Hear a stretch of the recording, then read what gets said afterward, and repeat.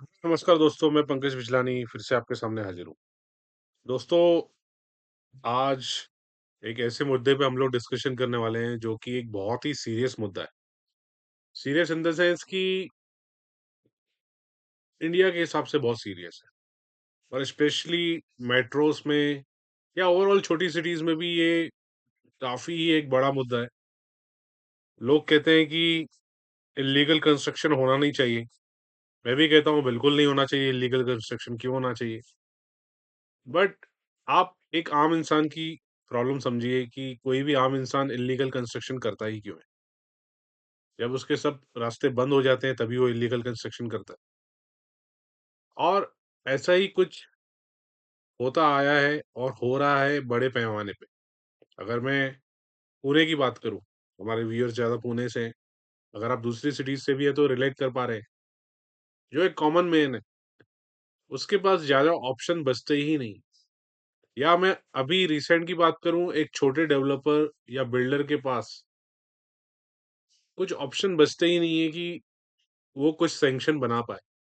क्योंकि sanction procedure इतनी complicated है इंडिया में, इतनी चीज़ें उसमें इन्वॉल्व रहती हैं कि एक कॉमन मैन या एक अभी रिसेंट में तो क्या हुआ है कि अगर मैं मेट्रोस की बात करूँ, मैं पुणे की बात करूँ, बेंगलुरु की बात करूँ, big builders are very aggressively doing the things. जो स्मॉल बिल्डर है या जो नए एंट्रेंस हैं, उनके लिए काफ़ी चीज़ें दिक्कत वाली हो गई हैं। और आप बोलेंगे कि इतनी रैपिडली रियल एस्टेट के भाव क्यों बढ़ रहे हैं?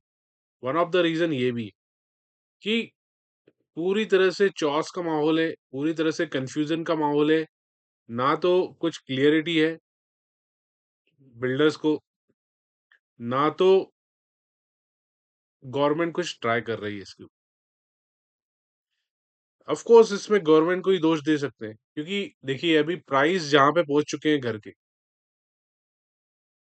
मतलब अंधाधुंध प्राइस बढ़े और इसमें हुआ क्या है कि क्योंकि सप्लाई नहीं हो रही, सप्लाई क्यों नहीं हो रही है? One of the major reason है रियल एस्टेट में क्लैरिटी नहीं है। आज अगर आपको टेक्सटाइल में जाना हो, टेक्सटाइल इंडस्ट्री में जाना हो, देयर इज़ अ क्लैरिटी कि भाई इतना परसेंट जीएसटी है, रॉ मटेरियल पे ये टैक्स है, यहाँ से रॉ मटेरियल आप इम्पोर्ट करोगे, बनाओगे, बेचोगे, दैट्स इट। आप किसी भी इंडस्ट्री में चले जाओ, ग्रो इंडस्ट्री तब करती है जब क्लैरिटी मिलती है। बैंकिंग सेक्टर क्लियर है कि भाई आप एचडीएफसी हो, आईसीआईसीआई हो, एसबीआई हो, कोई फ़र्क नहीं पड़ता है, आप प्राइवेट हो, गवर्नमेंट हो। आप आरबीआई से इतना पैसा लोगे, इतना आरबीआई को देना पड़ेगा, दैट्स इट। क्लैरिटी है, that's why these companies are becoming so big. Banks इतने बड़े क्यों बन गए? क्योंकि क्लैरिटी है। रियल एस्टेट में ज़ीरो क्लैरिटी। स्टेट गवर्नमेंट के अलग नॉर्म्स हैं, फिर टैक्सेशन की अलग चीज़ें हैं और सबसे बड़ी प्रॉब्लम क्लैरिटी नहीं है। अगर कोई अच्छा बेंगलुरु का बिल्डर है, उसको पुणे में आके काम करना है, वो कर ही नहीं पाएगा। क्योंकि उसको पूरा ज़माना लग जाएगा नियम कानून समझने में।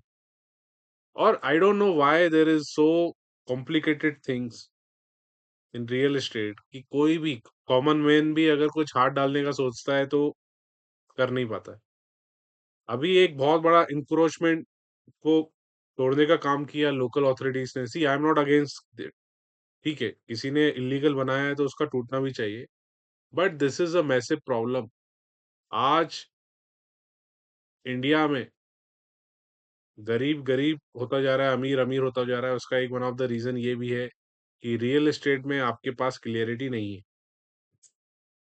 Try to understand. घर महँगे होते जाएँगे और भी महँगे होते जाएँगे क्योंकि ये गैप बढ़ता जाएगा, जब तक आप सेंट्रलाइज़ चीज़ें नहीं करेंगे।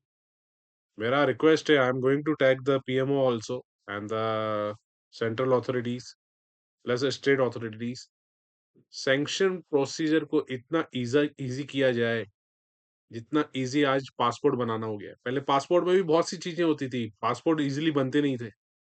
पुलिस कुछ बोलती थी, लोकल अथॉरिटीज़ कुछ बोलती थी, गवर्नमेंट जब तक इन्वॉल्व थी। बाद में गवर्नमेंट ने टीसीएस को पूरा कॉन्ट्रैक्ट दिया, आज पासपोर्ट आपका ईज़िली बन जाता है।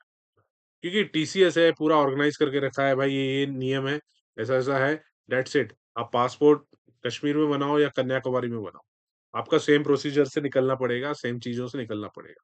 उसके लिए हेल्पलाइन भी है, सेंट्रलाइज़ है हर चीज़ और वो गवर्नमेंट ने टीसीएस को काम दिया है। आपको पता रहेगा अभी पासपोर्ट टीसीएस बनाता है। तो रियल एस्टेट में वैसे ट्रांसफॉर्मेशन की ज़रूरत है। आपको एक अथॉरिटी चाहिए, जिससे आम पब्लिक को भी ईज़ी जाएगा कि भाई मुझे सैंक्शन घर बनाना है तो ऐसे-ऐसे बनाना है, दैट्स इट। सपोज़ कोई बंदा गुजरात से महाराष्ट्र आया है या महाराष्ट्र से कोई दिल्ली गया है, उसको वहाँ पे कुछ डेवलपमेंट करना है, उसकी नीयत साफ़ है, he is hard working, he want to do something, या एक सिंपली एक डेवलपर हो गया या इंडिविजुअली हो गया, क्योंकि जितने ज़्यादा कॉम्प्लिकेशंस होंगे, उतनी ज़्यादा इल्लीगल कंस्ट्रक्शन बनेगी। कोई भी खुशी से इल्लीगल कंस्ट्रक्शन नहीं करता है। जब उसके सारे रास्ते बंद हो जाते हैं, तो इल्लीगल कंस्ट्रक्शन करता है। तो मेरा गवर्नमेंट को यही अनुरोध है कि एक ऐसी पॉलिसी बनाई जाए, ठीक है, स्टेट गवर्नमेंट, आई नो कि उनको टैक्सेस मिलते हैं, ठीक है, टैक्सेस स्टेट गवर्नमेंट को ही जाएँगे, but policy will be the same, ठीक है?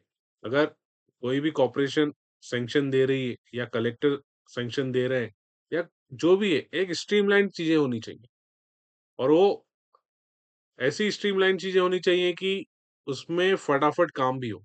आज आप किसी छोटे डेवलपर से जाके पूछिए कि आपकी फाइल कितने टाइम में बाहर आई, या आप किसी डेवलपर से पूछिए जो भी खर्चे हुए कितने हुए? खर्चे भी बहुत हेवी हो गए हैं, और मैं उसके ऊपर खुल के इसलिए भी नहीं बोल सकता हूँ, सी मेरा काम है अवेयर करना। आप कमेंट करके बताइए किस-किस टाइप के खर्चे होते हैं, आप बताइए। खर्चे में भी बात होनी चाहिए ना, कितने लीगल खर्चे हैं, कितने इल्लीगल खर्चे हैं। आज डेवलपर अपने मन से भाव नहीं बढ़ाता है, बहुत सारे इल्लीगल खर्चे भी हैं। आप समझ रहे हैं ना मैं क्या कहना चाह रहा हूँ? तो ये सब चीज़ें हैं जो आज घरों को महँगा बना रही हैं, और घरों के रेट उस लेवल पे पहुँच चुके हैं कि एक आम इंसान, एक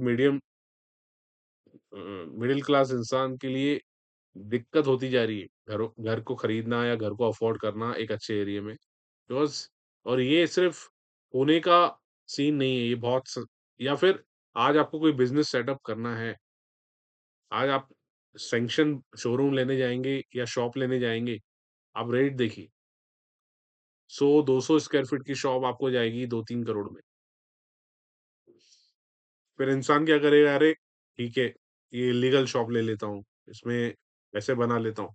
ये पब्लिक भी फिर वे आउट ढूँढती है। आज इतने लोगों के इल्लीगल एन्क्रोचमेंट टूटे हैं, सी गवर्नमेंट अपनी जगह पे अभी जागी है, बट ये प्रॉब्लम इससे हल नहीं होगा। आप एक एरिया में तोड़ दोगे, उससे चीज़ें सॉल्व नहीं होगी। आपको सेंट्रलाइज़ चीज़ें करनी पड़ेंगी, पैन इंडिया लेवल पे करनी पड़ेंगी, और वन वेबसाइट या वन सिंगल विंडो से करनी पड़ेगी।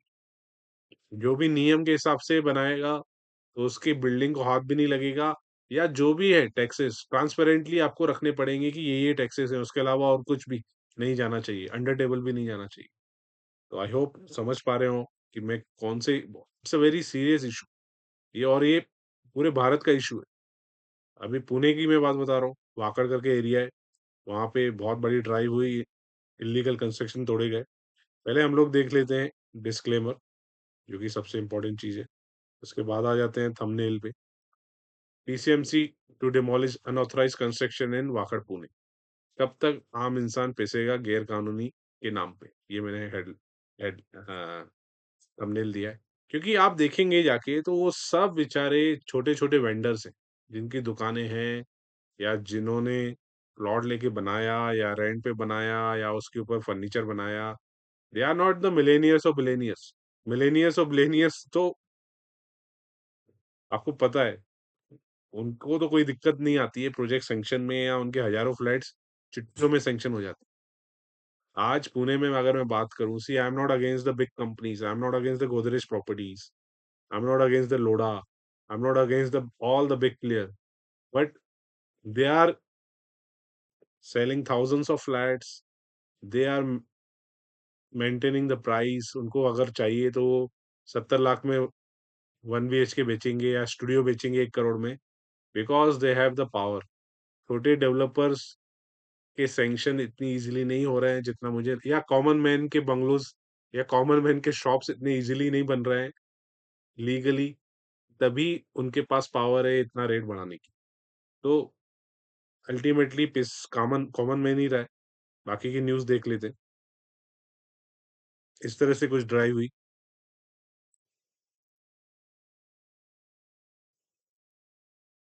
एंटी इंक्रोचमेंट ड्राइव इन वाकड डांगे चौक एरियाज, महाराष्ट्र। ये हो फोटो एएनआई से लिया हुआ है। Maharashtra anti encroachment drive carried out in Wakad and Dange Chowk areas.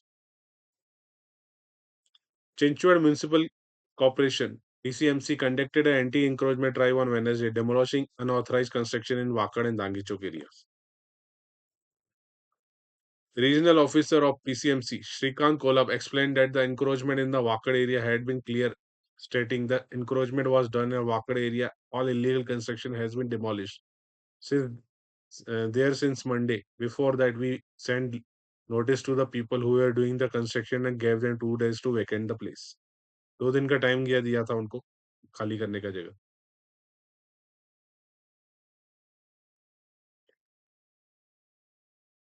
8 January 2005, the PCMC Corporation took place the decisive action against the unauthorized construction and encroachment in a D Ward office area. The operation targeted Wakad Datta Mandir Road, where illegal tin shed and structure were obstructing the planned 45-meter road winding project. Despite property owners being served notices as early as August 2003, no action was taken by them to comply. Public announcements were made starting January 3, and a clear warning was issued on the January 6 that demolition action would follow. Finally, on January 8, PCMC proceeded with the demolition drive.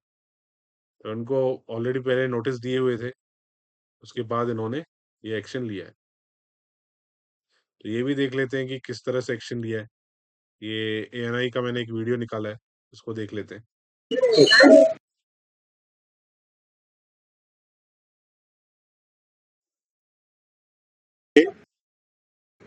डग क्षेत्रीय कार्यालय के अंतर्गत वाकड़ गांवखान दत्त मंदिर road पर अतिक्रमण का कार्रवाई चालू है। वहाँ पे जो इनलीगल कंस्ट्रक्शन है वो सब निकाल रहे हैं। दोनों साइड से कार्रवाई चालू है। सोमवार से ये चालू हुआ है निकालने का काम। इससे पहले हमने रिक्सर सभी कंस्ट्रक्शन वालों को नोटिस दिया था और 2 दिन उनको पहले बताया था कि ये हम निकालने वाले हैं। उसके बाद सोमवार से चालू हुआ है। अब तक कम से कम 70-80 पतरा शेड निकाले गए हैं और 3 मंजिली इमारत और ऐसा पक्का बांधकाम करके 12 बिल्डिंग तक हमने कार्रवाई किया है और ये कार्रवाई तब तक चालू रहेगी जब तक ये पूरा 45 मीटर का रोड पूरा नहीं होता तक। उसमें जो कंस्ट्रक्शन निकाले गए उसके जो जमीन मालक है वो जमीन मालक की जमीन उनके ही ताबे में रहेगी। जिस टाइम हम डेवलपमेंट के ले लेंगे वो तब ये उनका मुबादला देके हम ये हमारे कब्जे में लेंगे। इस तरह से इनका स्टेटमेंट आपने सुना। तो दोस्तों होता क्या है, देखिए, see I am not against this PCMC के ऑफिसर्स या जो भी उन्होंने किया, वो तो अपना ड्यूटी कर रहे हैं। But this is a very serious topic और इसके ऊपर हम सबको मिलके काम करना पड़ेगा, क्योंकि वी आर द फ्यूचर, जितने भी यंग लोग हैं, क्योंकि हमें कुछ मैसेजेस गवर्नमेंट तक पहुंचाने पड़ेंगे कि ये सब इलीगल कंस्ट्रक्शन, कोई आज इलीगल कंस्ट्रक्शन करता क्यों है, वो सोचिए। क्योंकि उसे पता है कि वो सैंक्शन कर ही नहीं सकता है या वो सैंक्शन कुछ बना ही नहीं सकता। वो हार मान जाता है, तभी वो इलीगल कंस्ट्रक्शन करता है। आज मैं देख रहा हूँ घरों की कीमतें इतनी बढ़ गई हैं, लोग अपना सोना भी गिरवी रख रहे हैं, अपनी सब चीज़ें बेच रहे हैं, अपनी एफडी तोड़ रहे हैं, अपने इंश्योरेंस बंद कर रहे हैं, अपनी पूरी जमा-पूँजी खत्म कर रहे हैं जस्ट फॉर द घर। ऐसा कुछ वो नहीं है रॉकेट साइंस घर बनाने में। मतलब घरों के भी रेट कम आने चाहिए मेट्रोज़ में, क्योंकि होता क्या है कि इससे पूरी और इकोनॉमी डिसाइड होती है। अगर थोड़ा भी रिसेशन आया तो मार्केट इतनी ज़ोर से गिरेगा कि कोई समझ में ही नहीं पाएगा। क्योंकि अभी पब्लिक के पास बैकअप नहीं है। पब्लिक का 90% अमाउंट घरों में ही जा रहा है, सैंक्शन घरों में। क्योंकि सैंक्शन घरों की मोनोपोली हो गई है, बड़ी सिटीज़ की मैं बात कर रहा हूँ। क्योंकि सैंक्शन घर है नहीं, या तो पब्लिक भी नहीं सैंक्शन करा पा रही है, ना छोटे डेवलपर उतने एग्रेसिवली आ पा रहे हैं। तो सिर्फ़ बड़े प्लेयर खेल रहे हैं एंड उनके हाथ में पूरा रिमोट कंट्रोल आ गया है। और फिर सैंक्शन के लिए भी कितना पैसा लग रहा है, लीगली, इल्लीगली वो भी देखना चाहिए गवर्नमेंट को। गवर्नमेंट तो सिर्फ़ इल्लीगल कंस्ट्रक्शन देख रही है और टाइम आने पे उड़ा दे रही है उनको। होता क्या है कि आपको प्रॉब्लम की जड़ तक जाना पड़ेगा, तभी उसका सॉल्यूशन मिलेगा। इसका सॉल्यूशन यही है कि सैंक्शन प्रोसीजर को आप पूरी तरह से सिम्प्लिफाइड कर दीजिए। अगर आपको रियल एस्टेट के इन्फ्लेशन पे कंट्रोल चाहिए सैंक्शन प्रॉपर्टीज़ में, हाँ, सैंक्शन प्रोसीजर को पूरी तरह से सिम्प्लिफाइड करने के बाद भी कोई करता है इल्लीगल कंस्ट्रक्शन तो उसके तोड़िए। बट आप जब तक सिम्प्लिफाइड नहीं करेंगे, आज आपने ब्लैक मनी खत्म किया, कैसे खत्म किया? यू ब्रिंग द यूपीआई और पेमेंट को ईज़ी किया, डिजिटल मनी को आपने ईज़ी कर दिया, तभी ब्लैक मनी खत्म हुआ। तो अभी रियल एस्टेट में भी अगर आपको ब्लैक मनी खत्म करना है, ब्लैक मनी कैसे कौन-सा ब्लैक मनी जो बिल्डर्स लेते हैं या जो बायर्स देते हैं या फिर जो ऑफ कोई भी सैंक्शनिंग के लिए लेता है, वो आपको खत्म करना है तो उसको सेंट्रलाइज़ करना पड़ेगा। उससे 2 चीज़ें होंगी, एक तो रियल एस्टेट के रेट रीज़नेबल हो जाएँ और उसके बाद फिर आप पब्लिक को भी आप दिखा सकते हैं कि we have done this. Public को भी दूसरे इन्वेस्टमेंट करने का मौका मिलेगा। आज पब्लिक से आप इंटरेक्शन कीजिए, पब्लिक का मेजॉरिटी अमाउंट रियल एस्टेट में जा रहा है जस्ट उनको एक सैंक्शन प्रॉपर्टी सिक्योर करने में। तो होता क्या है कि अल्टीमेटली कुछ बड़ा रिसेशन आया, बड़े लेवल पे जॉब्स गई, तो ओवरऑल पूरा मार्केट क्रैश होता है और घरों के जो एक्स्ट्रावेगेंजा रेट बढ़े हैं, वो भी एक बहुत बड़ा रीज़न है कि सैंक्शन प्रॉपर्टी करना इंडिया में इतना ईज़ी नहीं है। मैंने सुना था कि अभी गुजरात में बहुत सी चीज़ें स्ट्रीमलाइन हो गई हैं, तो वहाँ पे अभी भी रियल एस्टेट के भाव कंट्रोल में हैं। या तो घर बने, या तो घर आप बहुत बड़ा लीजिए, आपके पास पैसा है, आपको खर्च करना है। बट जहाँ पे घर भी छोटे हो रहे हैं, आपके प्राइस भी बढ़ रहे हैं, लोग वो मैच बॉक्स भी लेने को तैयार हैं, तो ये कहीं न कहीं क्वेश्चन मार्क खड़ा करता है। देखिए, लेबर, कंस्ट्रक्शन ये सब चीज़ें एक लेवल पे डिफर कर सकती हैं, ठीक है, मैं समझ सकता हूँ 20-30% का मार्जिन रख सकते हैं। बट जहाँ पे घरों की कीमतें 100 गुना, 200 गुना बढ़ जाएँ, तो वहाँ पे प्रॉब्लम बहुत बड़ी है, प्रॉब्लम बहुत ही ज़्यादा गंभीर है और ये जड़ है जो मैं आपको बता रहा हूँ ना, सैंक्शन प्रोसीजर ईज़ी हो जाएगी ना, फिर आप देखिए कितना ईज़िली रियल एस्टेट के भाव कंट्रोल में आते हैं और सबको सब कुछ पता होना चाहिए। ऐसी वेबसाइट आनी चाहिए नेशनल लेवल उसमें होगा क्या कि अगर कोई अच्छा डेवलपर है, छोटा डेवलपर भी है पुणे का, उसको जाके बेंगलुरु में काम करना है, he can work over there या कोई आम इंसान ही सपोज़ आपको पता है कि भाई ये ऐसे-ऐसे एक वेबसाइट है, ऐसे-ऐसे सैंक्शन मिलता है, तो आप ज़रूरी नहीं है किसी बड़े बिल्डर से 5 करोड़ में फ्लैट घर लेंगे या फ्लैट लेंगे। आप क्या करेंगे, आप वही काम 1 करोड़ में कर लेंगे बिकॉज़ क्लैरिटी रहेगी आपको। तो ये सब चीज़ें हैं, इल्लीगल कंस्ट्रक्शन आम इंसान जानबूझ के नहीं करता है, उसके रास्ते जब बंद हो जाते हैं, तब वो करता है और जब एक्शन होती है तो जो लोअर मिडल क्लास है या आम पब्लिक ही पिसती है, जो कि हम देख रहे हैं। तो आई होप मैं अपना मैसेज दे पाया हूँ। वीडियो को यहीं समाप्त करते हैं। आपको इस वीडियो से कुछ इनसाइट बनी हो तो कमेंट करें, शेयर करें और अपने व्यूज़ शेयर करें। Thank you. Bye bye, take care.